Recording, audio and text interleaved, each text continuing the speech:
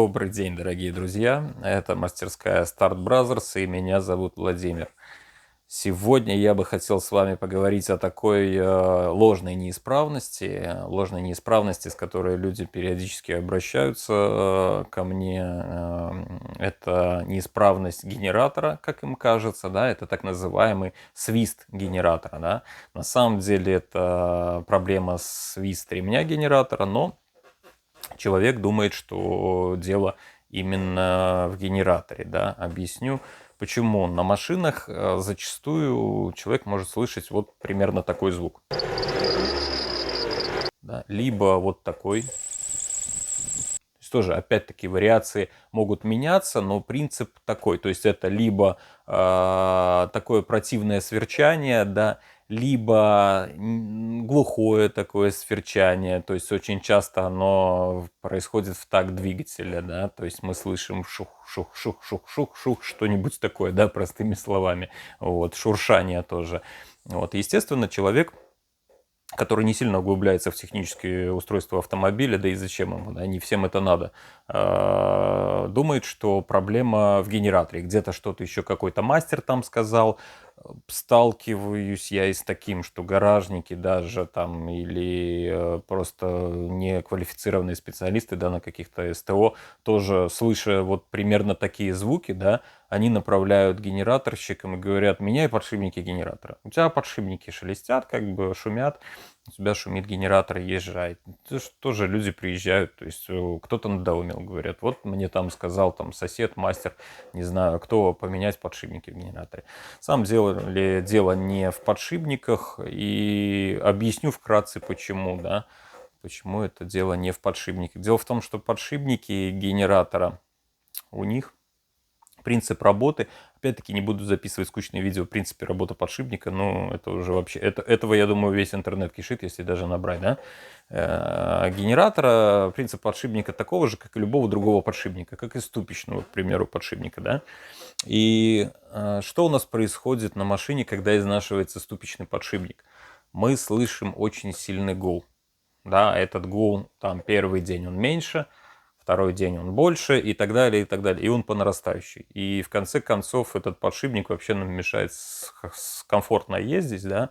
Я уже не говорю о том, что может плачевно случиться, если он заклинит, да, со ступицей. Но, в принципе, мы лишаемся комфорта. И происходит это постепенно и не зависит от прогрева, да. То есть, а при вот этом свисте очень часто у человека вот это шуршание, свист, оно пропадает, да, когда человек там начинает там чуть-чуть добавлять оборотов, да, либо машина прогрелась и, о чудо, звук пропал. Но как может пропасть гул от подшипников, да, с нагревом? Это нонсенс, он никак не пропадет, как бы он наоборот увеличится.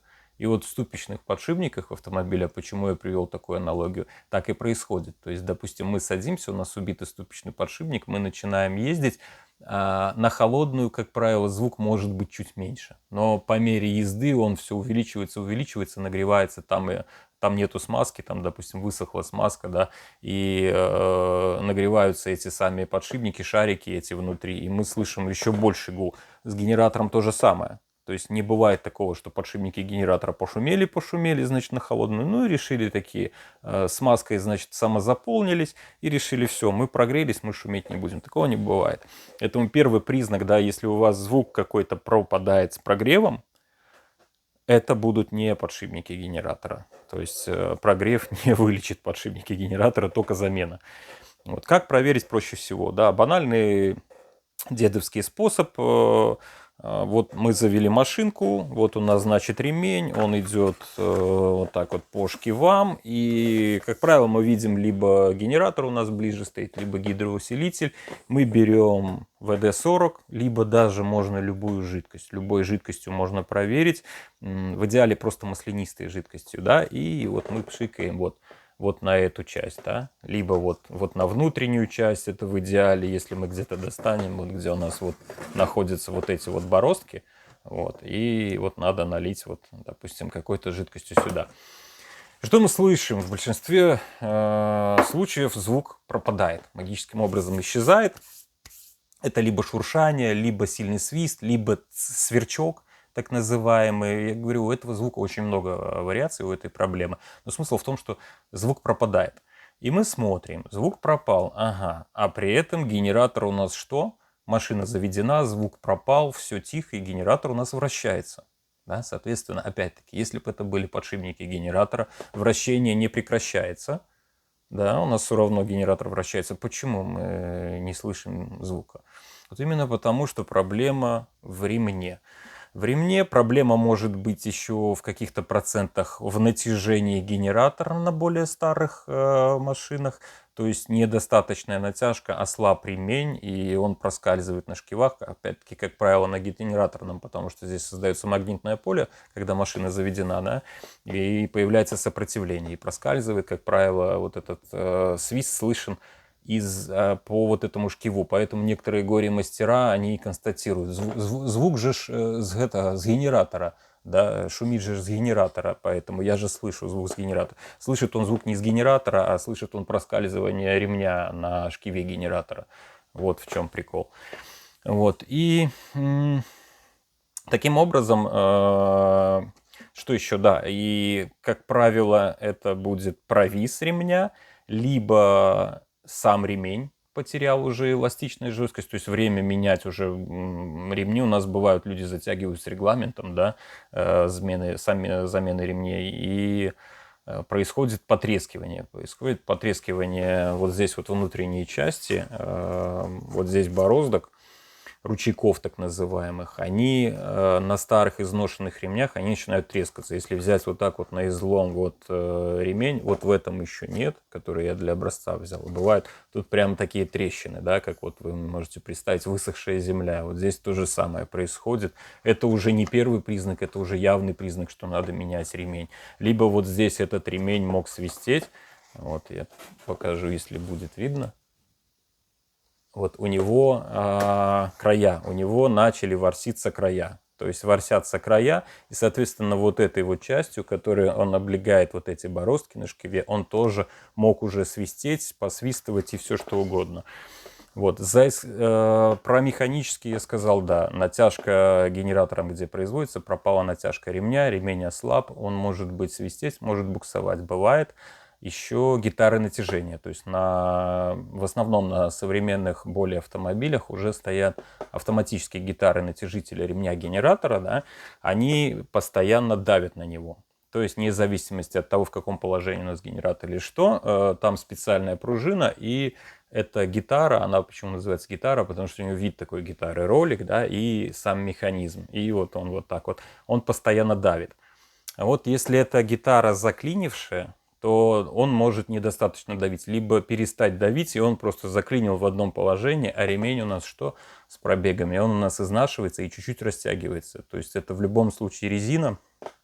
В некоторых машинах идут вообще самонатяжные ремни, то есть там нету натяжителя, ни генератором, ни автоматической гитары натяжения, ничего. Просто ремень сам по себе эластичный, более эластичный, ЕПДМ, и он натягивается просто, грубо говоря, на шкивы. То есть он надевается на шкивы, мастера прокручивают шкивы, и ремень наделся. Да? Они более даже подвержены растяжению, чем обычные ремни генератора. Вот, то есть он растягивается. И вот если гитара заклинила, да, натяжение, то есть она у нас осталась, заклинила в одном положении, ремень у нас, она давила когда-то, да, она натягивала ремень, но ремень износился уже от пробега, да, ремень сам по себе, резина чуть-чуть растянулась, и у нас где-то пропадает уже тоже нормальное сцепление, нормальный нажим, и мы слышим этот звук, да, вот этого проскальзывания. То есть в любом случае вот эта вся проблема, она крутится около ремня.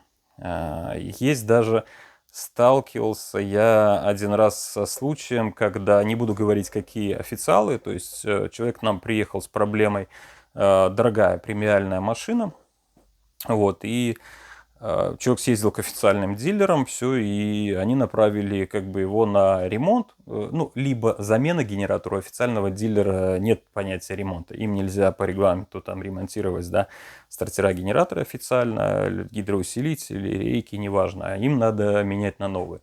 Вот ему сказали, либо новый, значит, мы тебе генератор сейчас ставим, что стоит там, естественно, баснословных денег, Вот, либо едь генераторщиком. И приехав к генератору, у него было вот такое сверчание, то есть посвиркивало во время работы мотора, что-то непонятное происходило. И ну, не очень это было похоже на подшипники, хотя в официальном дилере констатировали, да, что подшипники генератора убиты, да, их надо менять. Вот это я к чему, что не все даже, казалось бы, квалифицированные мастера могут понять эту проблему, потому что может звук где-то быть, скажем так, не сильно явный. Из моего опыта, мне показалось это не генератором, да, то есть не типичная проблема, не типичный звук от убитых подшипников, да, генератора. И мы решили на рабочем моторе, у человека была заведена машина, мы решили зажать до конца гитару натяжения. То есть вот у нас все вращается, там был небольшой доступ, мы накинули, значит, ключ, вот эта гитара, которая сама ходит, вот она постоянно должна, которая под усилием давить на этот ремень, чтобы он был всегда в натяжке. И на рабочем моторе прям попробовали дожать. И нажимаем ключом на дожим ремня, то есть дожимаем его еще больше, и, о чудо, звук у нас исчез вообще какой-либо. Все, банально. То есть вот чуть-чуть нажим, и звук исчезает, да. И виновата была все-таки гитара натяжения. То есть недостаточно. Она нажимала, но недостаточно на ремень. То есть и вот этого вот чуть-чуть вот недостаточной давки появлялось на холостом ходу, на провисшем ремне появлялось это пищание, да, которое диагностировали как замена подшипников генератора. То есть как убитые подшипники генератора. Но на самом деле проблема была в принципе проще. Потому что гитара натяжения стоит, как правило, небольших денег. Меняется она, как правило, тоже легче, чем подшипники генератора, да, собирать генератор. Поэтому человек, в принципе, отделался, можно сказать, малой кровью. Тем более на каких-то более премиальных машинах.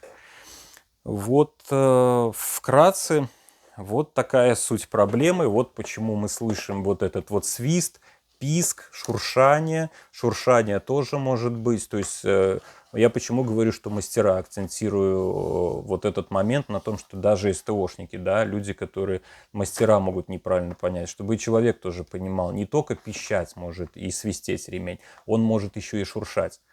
Издавать вот эти неприятные такие шорхания, которые уже не похожи на свист, да, они как бы похожи на что-то убитое подшипники, но на самом деле я сталкивался из своего опыта, поэтому я записываю это видео и рассказываю вам очень часто, что все равно даже в шуршании в этом виноват ремень, либо натяжение ремня, все, что касается в любом случае ремня, да, и нажима его, и либо износ его в этой проблеме. Надеюсь, это видео было вам полезно, что-то новое для себя подчеркнули.